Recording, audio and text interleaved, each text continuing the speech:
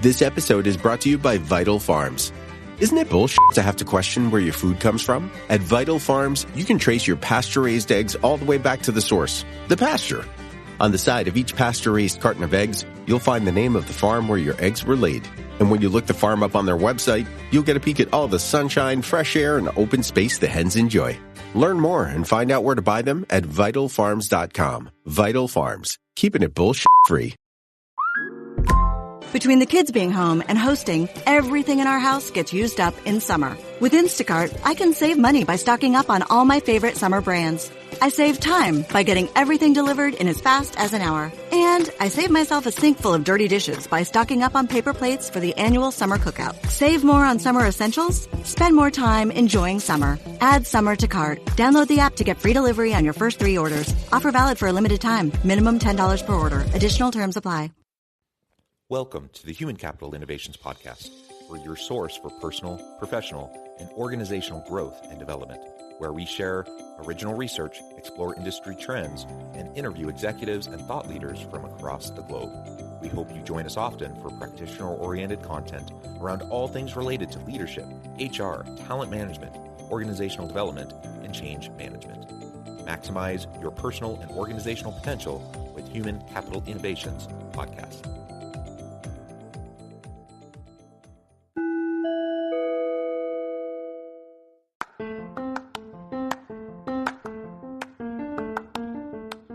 If you enjoy the Human Capital Innovations Podcast, enjoy ad-free listening by going to the Patreon page, and please consider contributing even at the producer or sponsorship level. And please leave a review. Thank you for your support.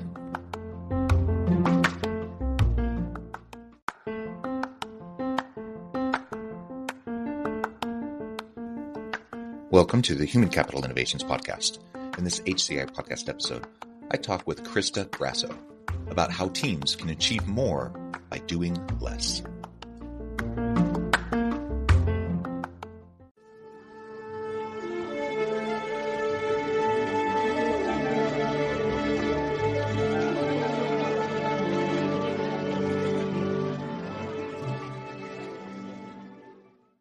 Crista Grasso, welcome to the Human Capital Innovations Podcast. John, thanks so much for having me. I'm so happy to be here today. It is a pleasure to be with you. You're joining us from Connecticut. I'm south of Salt Lake City in Utah. We're both experiencing some wonderful winter weather and bundling up and trying to stay warm, which is always fun this time of year. But it is beautiful as long as you can stay safe on the roads. So anyways, it's a great pleasure to have you with me today. We're going to be talking about how teams can achieve more by doing less. And I know that may sound counterintuitive. We're going to pull that apart and really dissect it and try to better understand how we can actually improve efficiencies and productivity and innovation in our teams as we focus on doing less. As we get started, I wanted to share Crista's bio with everybody. Crista Grasso is the go-to strategic planning and systems expert for online businesses when they want to scale. Known as the business optimizer, Crista has the ability to quickly cut through noise and provide clarity on the core things that will make the biggest impact to scale a business simply and sustainably. She is the founder of the Lean Out Method, creator of the Lean Business Scaling System, and host of the Lean Out Your Business podcast. Again, a pleasure to be with you. Anything else you would like to share with me or my audience by way of your background or personal context before we dive on in? No, I'm excited to just dive right into the conversation. Okay, awesome. Well, let's first start by kind of laying the stage. There are all sorts of types of organizations, all sorts of types of businesses, all different shapes and sizes, structures, right? Different industries and sectors. So there's clearly there's no one size fits all in relation to the question I'm about to ask. But with that caveat laid out there on the outset, when we think about entrepreneurial activity, usually what we're talking about is for-profit, small business that eventually, hopefully, in most people's minds, they want it to grow. They want it to scale. So they might have a great idea for a product, for a service. They might have, it may be just them. They may be a solopreneur, but maybe they have a small founding team as entrepreneurs. They start this thing up. And pretty soon, they move from their founding group, maybe up to a dozen employees, up to a couple dozen. Now they're up to 50, up to 100. And you start that scaling process. And with it comes the growing pains and the strain on maturity and those sorts of things. So why don't you start by sharing some of your perspective around the biggest types of mistakes that entrepreneurs tend to make when they're going through this scaling process, particularly if they're going through a rapid scaling process? Yeah, it's such a great question because I think every business faces this at some point or another in their journey. And I know for me in my first business, this almost put me out of business, which is why I'm so passionate about helping other businesses with it. But I think the biggest mistake that I see people make is they look at scaling as more. Because of course you're thinking about, I want to reach more people. I want to make a bigger impact. I want to drive more revenue. And those are all very valid. But what they do is they do more of everything in their business. And without first taking the time to get really clear on what are the things that you actually want to scale, what are the things that are working that you want to do more of, what are those things you want to amplify, instead of doing all of the things, it ends up just leading to a lot of overwork, a lot of unnecessary complexity, and they end up scaling noise and complexities instead of scaling the results that they really want to see and really want to repeat. And I see that so commonly, and it was certainly something that I did in my first business, but I sadly am not alone in that journey. And I think it's just we get enamored with the idea of more, we're going really fast, there's all these opportunities coming our way, so we don't take the pause to look at what can we let go of, what can we lean out, what can we simplify so that we're going all in on the right things and we're scaling in a simple, sustainable way. Well, I love that. We could probably stop right there because I think everything you just said, if we could just do that, I think that would be amazing. And I think as you were talking about leaning out, another way I hear this framed up sometimes that I like to think about is in terms of pruning back, right? And so sometimes it's a proliferation of product or service offerings. And sometimes when you're a new entrepreneur, you're like throwing spaghetti at the wall, right? You're like trying to see what's going to stick. Because you don't really know. You love your idea, you love your product or services that you're trying to provide, but whether or not the market's really going to value it is yet to be seen. And so you're just kind of doing whatever you can to generate some revenue so you can make payroll and pay your office expense and all of that kind of stuff, right? And over time, though, you should be able to learn what's working, what's not working, and you should then hopefully be willing to cut back on things that just aren't working, even if you love the idea, even if you think it's the most amazing thing that can be transformative in the future. Sometimes the timing's just not right. Sometimes it is a great idea and you need to revisit it in 2 years, rather than trying to squeeze, a square peg through a round hole right now. And so pruning back in terms of product or service offerings can often be really helpful. But also as you're starting to scale, one of the things I see constantly from a people management perspective is most founding teams or entrepreneurs, they don't have a lot of, they have the big idea or they have the technical expertise or whatever. They usually don't have a lot of people management skills or leadership skills per se. They go from the stage of being with their founding partners or friends or whatever. Now they're scaling, they're adding more employees. And very quickly they start to realize, oh my gosh, I'm not quite sure how to do this. I'm not sure what to do. And so then they start creating the policies, the practices, the procedures, the business norms and culture, hopefully in a purposeful kind of strategic way. But what then ends up happening is you start to develop, those systems, those structures that hopefully are helping you achieve more. But oftentimes they just start to get layer upon layer upon layer. And I see organizations that are going through the maturation process and they can't let go of those policies, practices, and procedures that may have made sense when they had 10 people or 20 people. Now they have 100 people or 1,000 people. Like those things don't make sense anymore. So get rid of them and move and like adapt and adjust, right? And that's hard. And I think especially for entrepreneurs that are just super passionate and bought, clearly they're bought in, they're going all in to their big idea.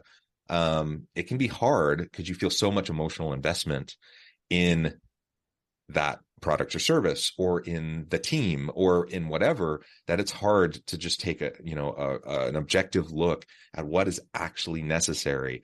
And sometimes something that may have even been necessary or may have been effective or productive in the past isn't going to be in the future. So coming back to this idea of leaning out, of pruning back, I think it needs to be part of just the regular exercise of running a team, of running a business, whether you're an entrepreneur or any sort of team leader, is thinking actively on a consistent basis. What can we lean out? What can we prune back? How can we refocus on what matters most, and not allow ourselves to get distracted by all the possibilities that we can't do, at least something super, super well.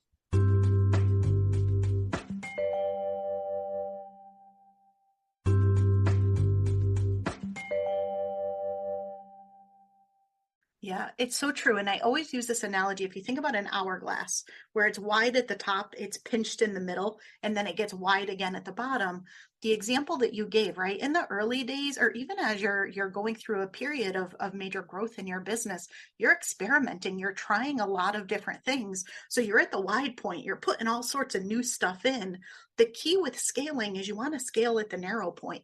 You want to be pulling things out and saying, this works, this doesn't work. Okay, this is the thing we want to double down on and optimize and go all in on. These other things were great, but either they're not aligned with where we're going next, or they didn't give us the results that we really wanted. And you want to be doing that pruning, that leaning out, that simplification. So when you get to the pinch point, when you get to that narrow point in the middle, that's when you flip the script, and that's what you want to scale and go all in on. And the same is true with team. So I loved everything that you shared about team, but how you manage your business is very different when you go from more of a solopreneur personal productivity approach to a small team approach, to teams of teams, to layers of teams of teams. It gets more complex, and the way you plan, the way you lean out, the way you approach these things ends up having to scale along with the business. But so often I just see people not creating the space for the reflection that they need to be able to actually assess, do we keep doing this or do we not keep doing this? Yeah, because you're so, especially, entrepreneurial startup stage, right? You're go, go, go, go, go all the time. And as the company starts to scale, you're go, go, go, go, go. I mean, you really have to be disciplined to make sure that you're taking the time to focus on the big picture strategic stuff. I mean, that's what the CEO or the executive director or the managing principal or whatever the lead is with the organization, that's what they should be doing. They should be making sure they're taking the time to think big picture, strategic, long-term, sustainable development and such. But because of the pressure towards immediate and short-term kinds of results and gains, and because you're just so busy and you're just trying to make sure that you're doing things well, it can get dropped super easily. And I see that happen all the time. Well-intentioned people who want to do those things, but they just don't set aside the time to do it consistently. And if you're not disciplined about it, then guess what? It's not going to happen. Like there's always going to be more things to fill your time. There's always going to be more things for you to do. That never goes away. And so make sure that you build in time into your schedule consistently to do that self-reflection for you, to do that that analysis and that reflection on the organization as a whole and the different product and service offerings, to do that about your teams. Like, it just has to be ingrained and embedded into the culture of the organization. When you can do that, then you're able to do those experiments, right? You're able to iterate, you're able to try things and figure out what works, because you built in feedback loops of constant and regular evaluation and assessment and understanding your impact of what you're trying to do. And so let's just focus on and be committed to that kind of regular, self-reflective, organizational assessment kind of a mentality. And that will help us a lot. Now, what we've talked about up to this point, we've named some of the types of things that often get in the way, but maybe you can share with us from your perspective and your experience what some of those biggest areas of waste and drain are for organizations that you work with. Yeah, absolutely. There's several. So I actually went in and looked at, because I've spent decades working in these big, large scale Fortune 50 businesses. And for anybody who's familiar with lean or lean manufacturing or lean in software development, there's specific areas of waste that are identified that you look at in a large business. So I looked at, how about for small businesses? How about for coaching or consulting or service-based businesses that are largely online? what are their core areas of waste? And I identified 10 that are pretty universal that I see often. But I'd say the number one biggest one that I see is probably no surprise, and it's unnecessary complexity. And it makes everything harder to sustain, makes everything more expensive. It causes a lot of havoc in the business when you have unnecessary complexity. And that's just a side effect of growth, especially rapid growth. So you do need to put intentionality around simplifying and leaning things out as you're growing and scaling your business. But beyond that, specifically for the smaller businesses and the very passion-fueled founder-led businesses that I see quite often, is what I call new versus optimization. So they're enamored with all of the new ideas, right? Those of us who are visionary leaders, we probably have 85 great new ideas before breakfast every morning. The challenge is more deciding which ones we're not going to pursue as opposed to which ones we are. But there ends up being such a churn on pursuing new things in the business that there's not a lot of focus on actually optimizing what's already being done and what's being done well. And it ends up causing people to overwork. It ends up causing unnecessary complexity. It causes incomplete work. It causes delays. It causes a lot of the other areas of waste as well. And it's because entrepreneurs tend to like to be in that more create energy, do something new, pursue something new. They don't necessarily like to run things, but you do need to focus on that operational efficiency as well. And you do want to optimize the things that are working in your business, because those small changes that sometimes will give you even bigger results faster than doing something new and bringing something new to the market will. Absolutely. I have so many examples floating to the top of my head as you were describing that, because again, well-meaning leaders, right? Well-meaning executives. And if they're a creative type or an innovative type, yeah, they're going to be having ideas constantly, which is great. Like, that's not a bad thing. But if you're constantly chasing every single idea that you have, or every single random opportunity that pops up, it's like squirrel, you're not focused on anything. You're constantly chasing everything.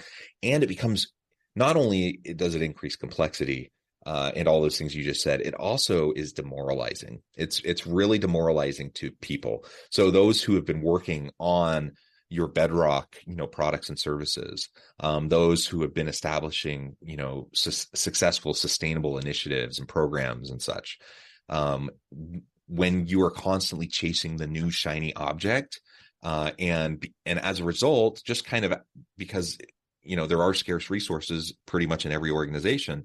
When you're chasing after every last little shiny object that's unproven, you don't even know if it's going to work. You don't know if there's even real appetite for it in or out of the business.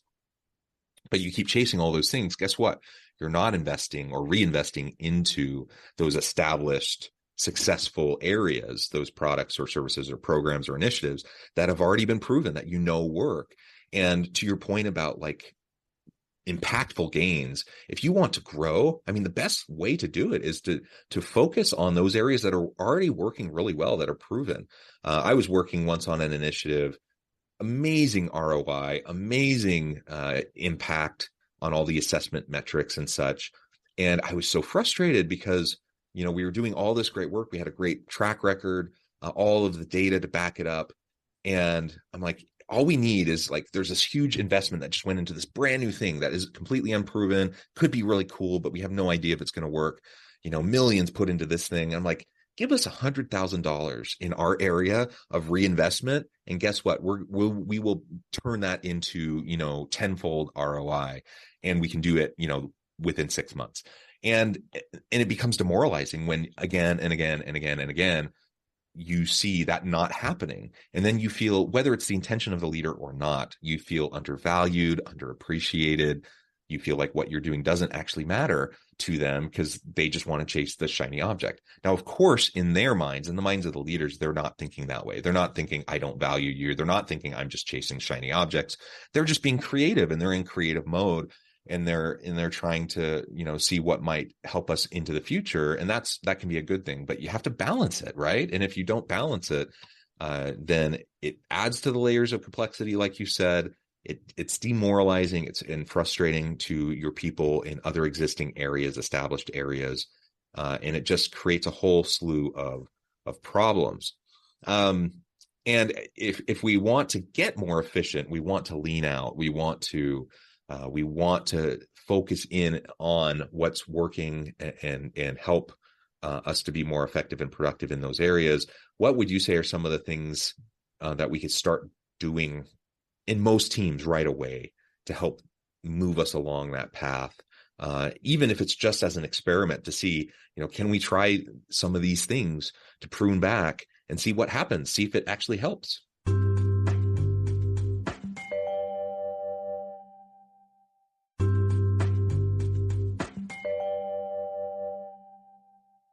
Yeah, absolutely. And I think that that's it right there, is just getting clear to make sure that A, you're working on the right things, and B, that you're doing the things that you're doing in the simplest, most efficient and effective way possible. Both of those things right there will really help you get back quite a bit of time. So if your team is overworking, it lets them, maybe get back to a little bit more of a sustainable pace.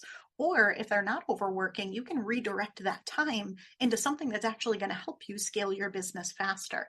And so I think it starts first with, are we working on the right things?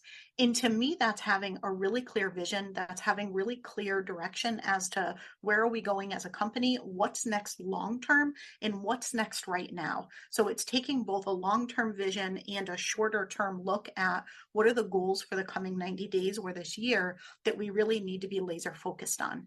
And so I think when you start there, you often find that there's a lot of things that you're focused on within a team that aren't actually in support of where you want to go, and that may not be the most important thing to be doing right now when you look at those more near-term goals. The example you had given earlier, maybe it's something that will be important 2 years from now, but right now you can free up that space to put that time on something else that's either higher impact, higher value, or just simply more timely.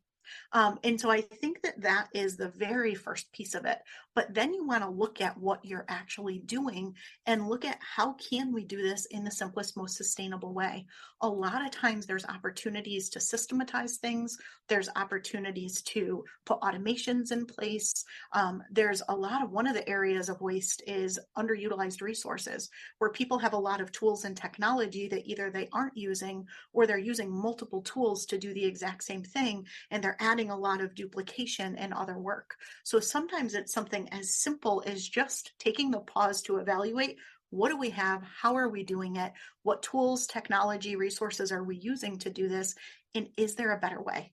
A question I always love to ask when we do planning, whether it's weekly planning, monthly planning, quarterly planning, yearly planning, is how can we achieve the same or better results in a simpler way? And my team challenges themselves with this. Every single thing that we commit to is there a simpler way to get the same or better results? And sometimes if you just take even a few moments to think about that question, you'll realize that there actually is a simpler way. And it's always changing, right? And that's, I like, for this podcast, I'm a one-man show.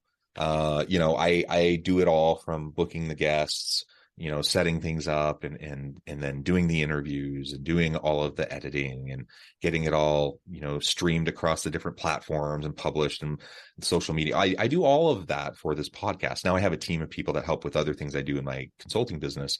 But this was just kind of a fun little project that I started doing during the pandemic, and it just kind of grew organically over time. And I've just kind of always done it myself, and it's been fun. It's been like this creative outlet and just a fun thing. And there are different tools. And when I started 2.5 years ago, I explored what types of tools there were out there to help automate a lot of things and do things as efficiently as possible. And I think I tapped into them pretty well. But guess what? Things change a lot in 2.5 years in terms of technologies and automation possibilities and such. And so every now and then, you're right, I just have to take a little bit of time to pause and say, okay, I've gotten used to using this tool and it's helpful. It's saved me tons of time. Is it still the best thing? And if I take the time and look, sometimes it is, but maybe there's new features that I didn't realize that I can start to utilize. Or sometimes there really is some new product or software that is going to be better. Or sometimes there's new things that I always wished existed previously that didn't. And I just wished, this would help so much if I could do this. And it really wasn't accessible. But guess what? Now it is. If I will take the time to step back and relook at it anew, then I can realize, there's actually, now I can do this, and now I can do this, and this makes it easier, and this makes it easier.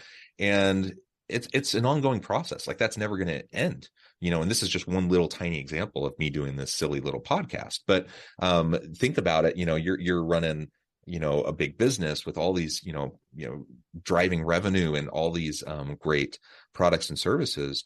Yeah, you better have people on your team where you have a culture embedded where people are constantly learning, constantly, nobody's staying stagnant. Everyone's constantly learning. Everyone's constantly trying new things, and they're encouraged and even rewarded for trying new things, even when they don't quite work out the way you wanted, because that fast iteration, those little experiments that happen over time will allow you to find the things that work better. And then, lo and behold, 6 months down the road, even just incremental little positive increases over time, you're going to see massive improvements in terms of productivity and efficiency gains, which frees you, when you automate more, it frees up more time to do the strategic stuff, the long-term sustainable stuff that we were talking about earlier that often gets set aside because you just don't feel like you have the time. So let's free up our time by investing in these types of things that will allow us to spend more time doing what matters most. One final comment that I just wanted to make, and I think it's related to everything we've been talking about. You've said sustainability many times throughout this conversation, and I completely agree. There's this really great book called Donut Economics. I don't want to get into everything in that book, but it basically challenges kind of the base assumption that's kind of common in Western capitalistic societies, that more is always better. And that's kind of the driving premise of a lot of what we see just in the way, organizations do business. More is always better. Get bigger, more employees, mergers, acquisitions, more revenue, more sales, more product offerings. More is always better. This idea. And sometimes more is better, but sometimes it's not. And if more is not sustainable, then more is not better.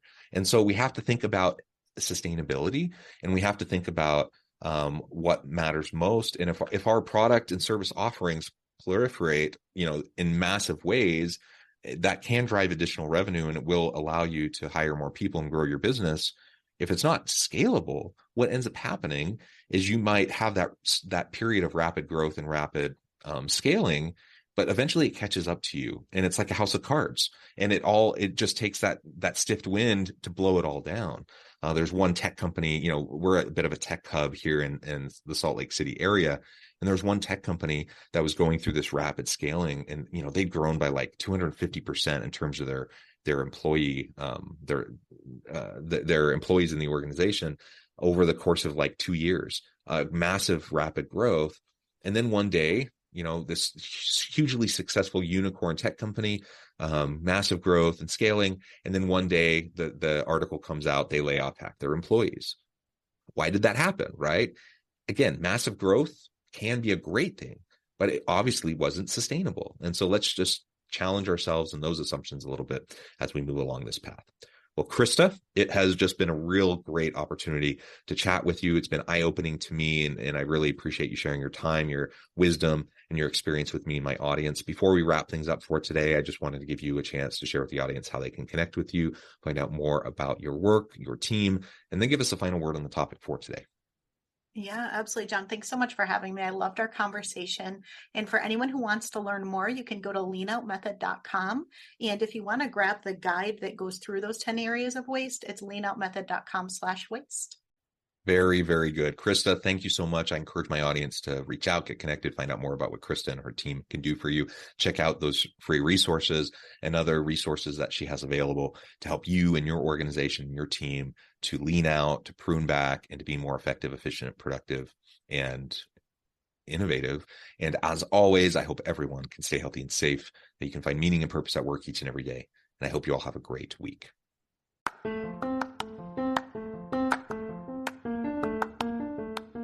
Do you enjoy the Human Capital Innovations podcast?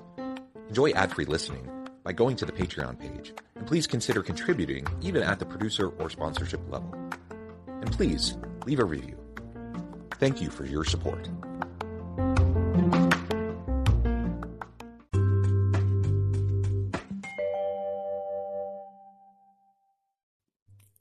Thanks again for joining us for this episode of the Human Capital Innovations podcast.